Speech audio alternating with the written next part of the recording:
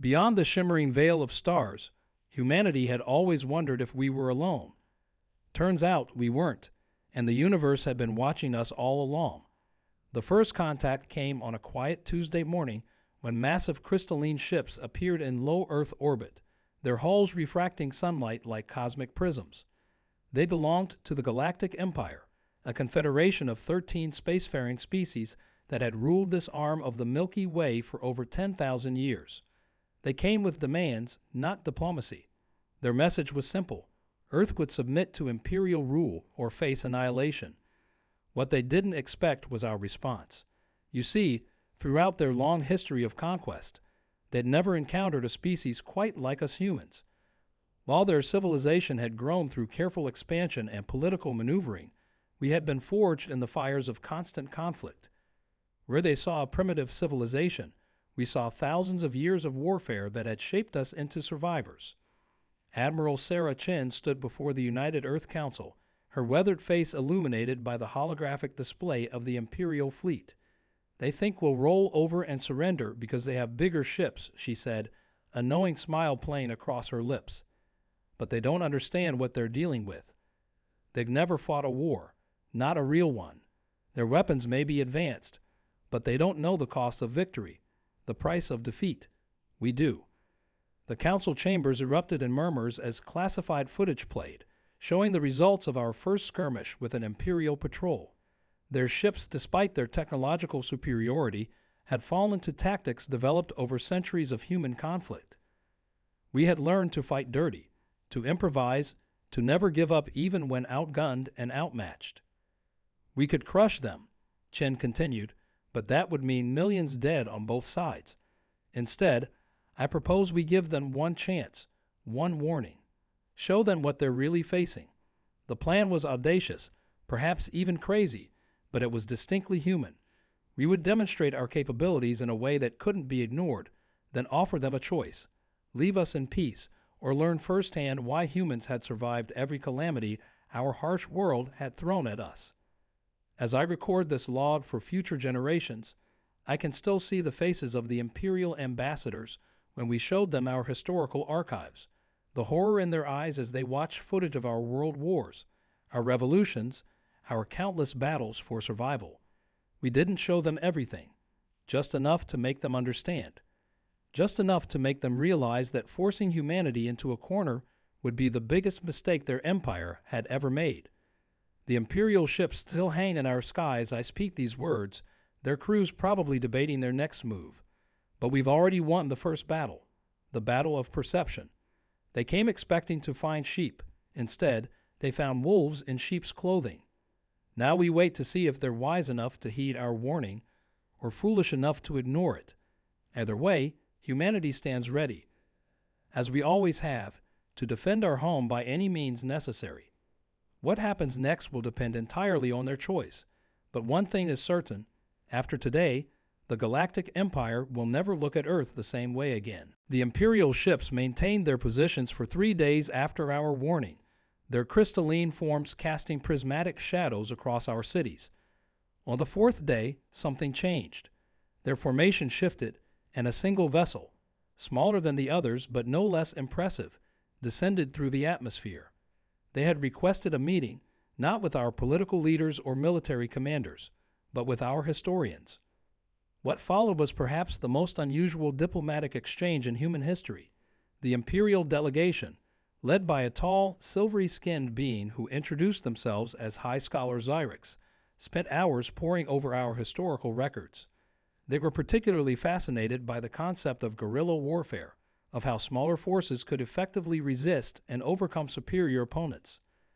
In all our recorded history, Zyrex explained, their multifaceted eyes reflecting the light of the arc of screens, we have never encountered a species that developed through such persistent conflict. They paused, choosing their words carefully. Our society evolved through consensus and assimilation. The very concept of prolonged warfare between nations is alien to us. Dr. Alexandra Torres, our lead historian, couldn't help but laugh. "That explains a lot about your approach to conquest," she said.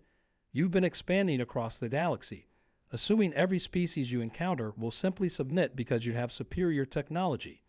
But you've never had to fight for your survival, have you? The silence that followed was deafening. In that moment, we realized something profound about the Empire.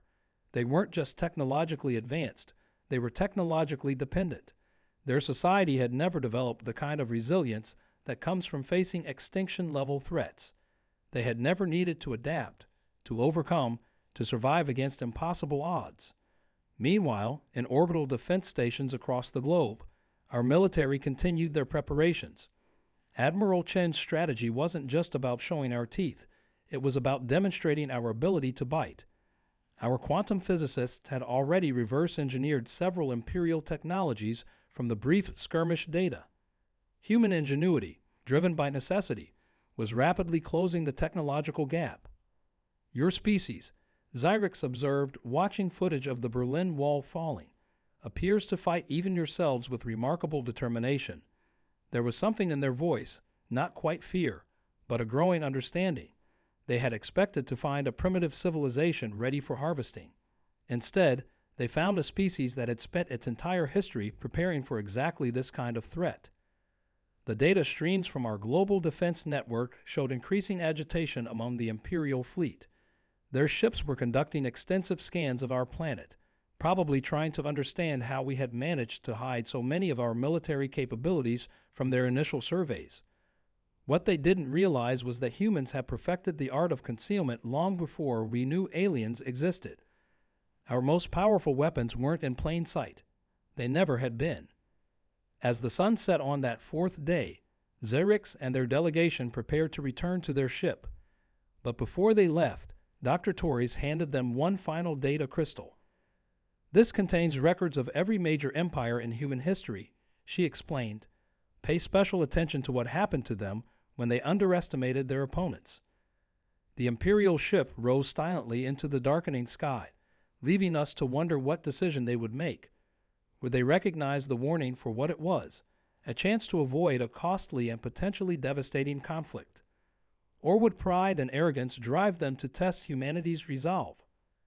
In the command center, Admiral Chen watched the tactical displays with practiced calm.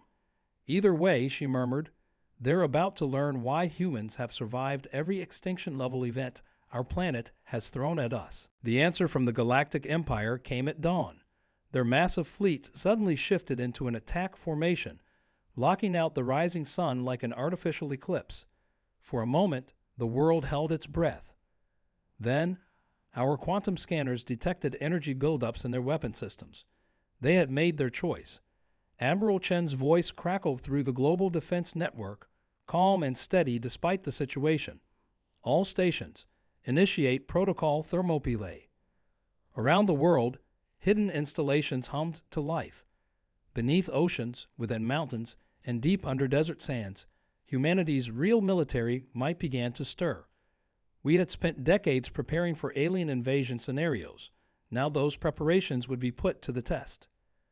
The first Imperial strike was meant to be devastating, a show of force targeting our major military installations. Their energy beams lanced down from orbit, only to pass through convincing holograms. The real facilities had been relocated months ago as soon as we detected their long-range scouts entering our solar system. The look of confusion on Xyrix's face, broadcast across all channels as part of their declaration of war, was almost worth the tension of waiting for their next move. Your species had one chance to submit, Xyrix announced, their silvery features twisted with frustration. Now you will understand the true power of the Empire. As if on cue, thousands of smaller vessels began deploying from their capital ships. They expected to find our cities defenseless, our populations cowering in fear. Instead, they found empty streets and activated trap cards. The first wave of Imperial dropships encountered our atmospheric defense grid, a web of quantum-enhanced electromagnetic pulses that turned their sophisticated technology against them. Dozens of ships spiraled out of control, their navigation systems scrambled by countermeasures we had reversed-engineered from their own technology. But this was just the beginning. Dr. Torres stood in the underground command center, watching the tactical displays with grim satisfaction. They still don't understand, she said to no one in particular. Every war in human history has taught us something. Every conflict has made us stronger. On the screens, Imperial ground forces were deploying into what they thought were strategic positions, completely unaware they were following pathways we had deliberately left open. Admiral Chen's plan was working perfectly. The Empire's forces, unused to actual combat, were falling for every tactical trick in our very extensive book. They were learning, but too slowly and at a terrible cost. Their superior technology meant nothing against thousands of years of combat experience and the survival instincts of a species that had clawed its way up from the mud. In orbit, the Imperial capital ships maintained their positions, their crews probably wondering why their ground forces were encountering such heavy resistance from a supposedly primitive species. They were about to get their answer.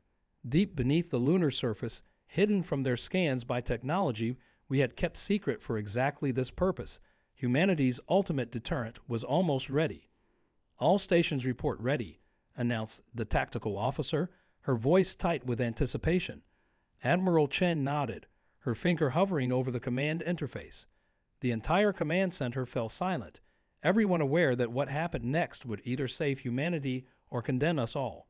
The Empire's ships loomed above, their crystalline forms still beautiful despite their deadly intent. "Send the signal," Chen ordered. Across the globe, our forces tensed for what was coming.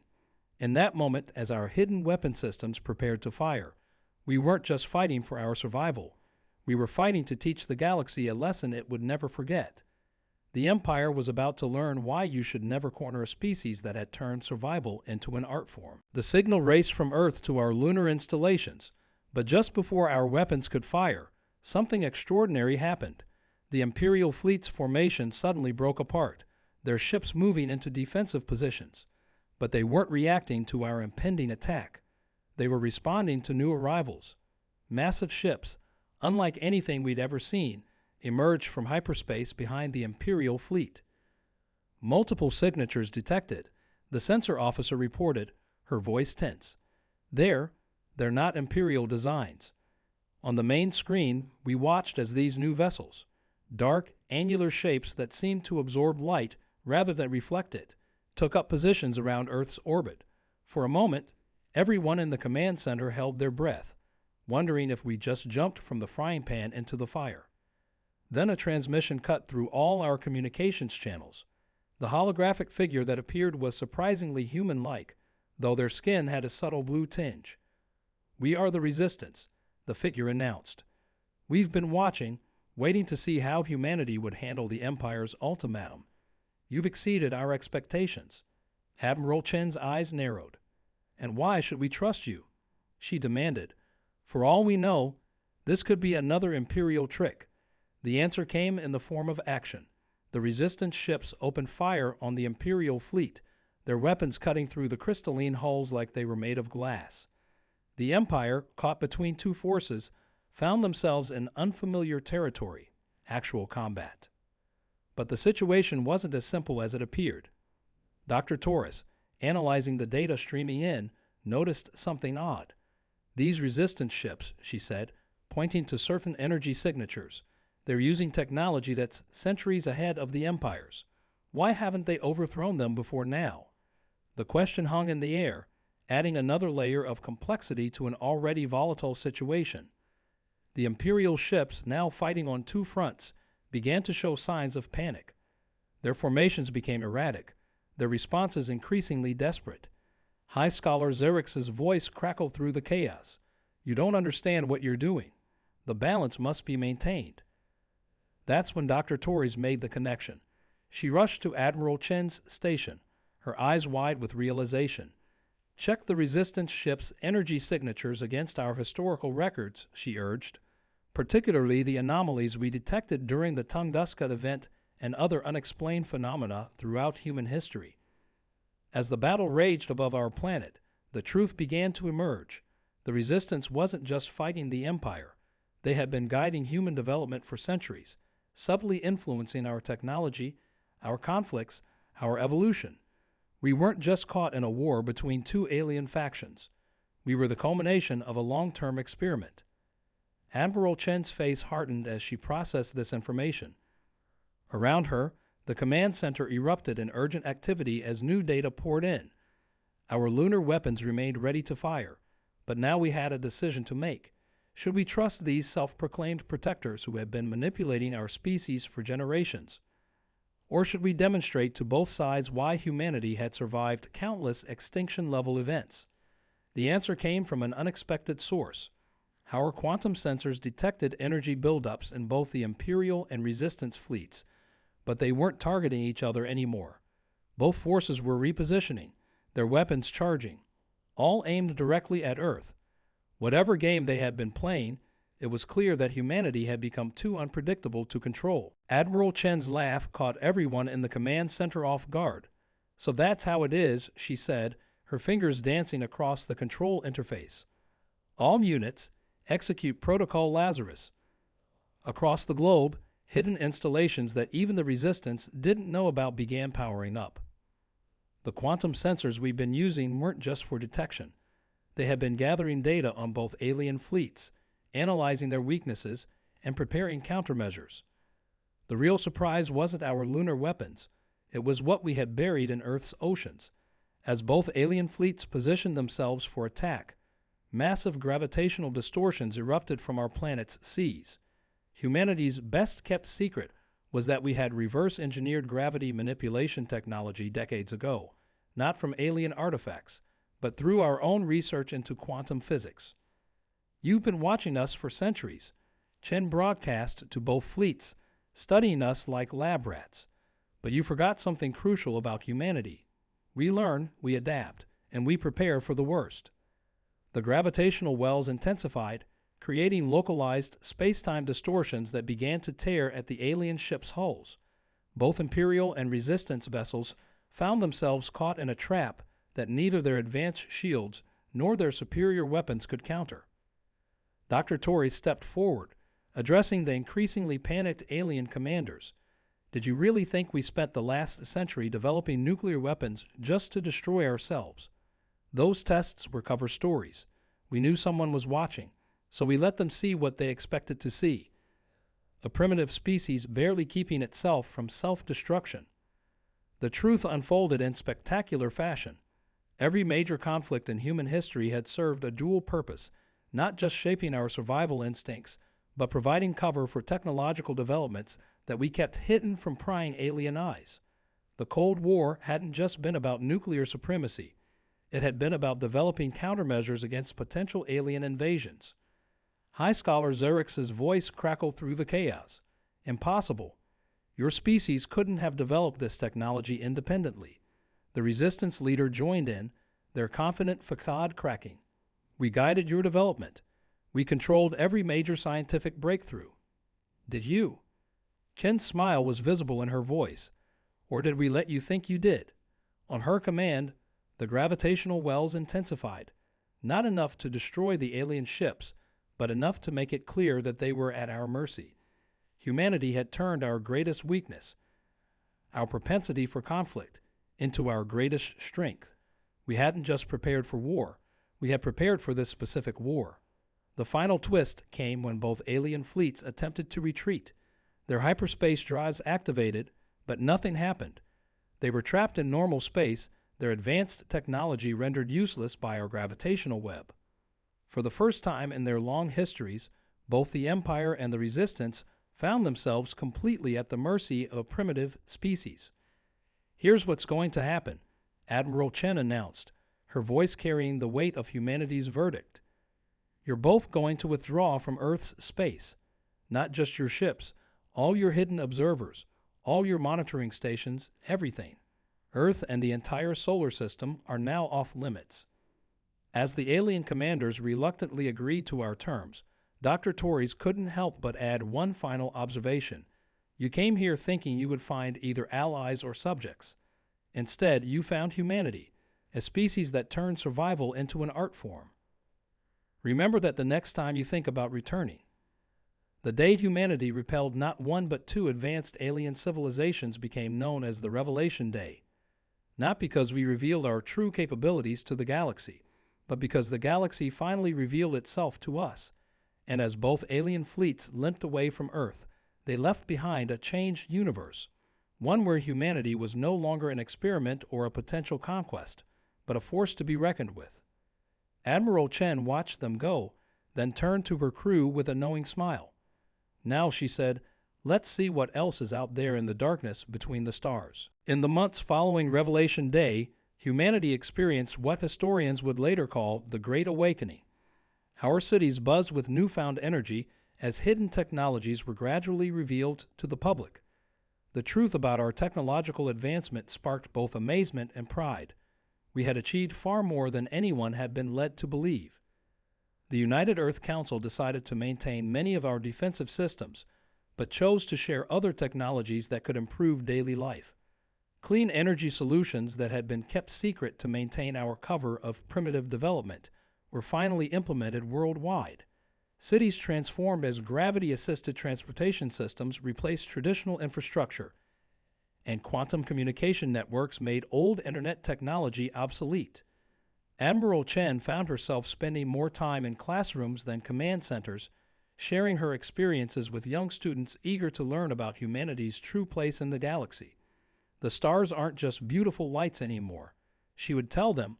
They're doorways to our future, but we'll explore them on our terms, not anyone else's. Dr. Torres led the effort to compile and publish the real history of human technological development. Her team discovered that many of our greatest scientists had known about the alien observers, but had chosen to keep their true breakthroughs hidden. They weren't just inventors, she explained during a global broadcast. They were guardians, protecting humanity's independence by making sure our real capabilities remained secret until we needed them. The Imperial and Resistance fleets kept their word, maintaining a respectful distance from our solar system. Occasionally, our long-range sensors would detect their ships passing by, but they never approached closer than the Kuiper Belt. Their presence served as a reminder, not of threat, but of humanity's achievement in earning their respect. Perhaps the most profound change came in how we viewed ourselves. The knowledge that we had not only survived but outsmarted two advanced civilizations gave humanity a new sense of purpose. Global conflicts decreased as nations realized we had more to gain by working together than fighting each other. The space program expanded rapidly, with colonies being established on Mars and the Moon using technology we no longer needed to hide. 1 year after Revelation Day, Admiral Chen stood at the launch site of humanity's first officially declared interstellar ship. Unlike the hidden prototypes we had tested in secret, this vessel would carry our flag proudly into the stars. We're ready now, she announced to the gathered crowd. Not because the Empire or the Resistance deemed us worthy, but because we proved ourselves worthy. Dr. Torres, standing beside her, added, "Our strength was never in our weapons or our technology. It was in our ability to face impossible odds and find a way to survive. That's what makes us human." The ship rose silently into the dawn sky, carrying the first official human delegation to the wider galaxy. This time, we weren't pretending to be less than we were. We were going as equals, ready to engage with other civilizations on our own terms. As I record these final words for future generations, I can't help but smile at how far we've come. The Empire never had war with humans before, so we warned them to run. They didn't listen at first, but they learned, just as the Resistance learned that you can't control or manipulate humanity without consequences. We earned our place among the stars not through conquest or submission, but by being exactly who we are: survivors, innovators, and now, finally, true citizens of the galaxy. The stars still shine above us, but now they look different to human eyes. They're not just distant lights or potential threats anymore. They're possibilities waiting to be explored by a species that has finally stepped out of the shadows and into its own light. And somewhere out there, both the Empire and the Resistance are telling stories about the humans who taught them the true meaning of strength.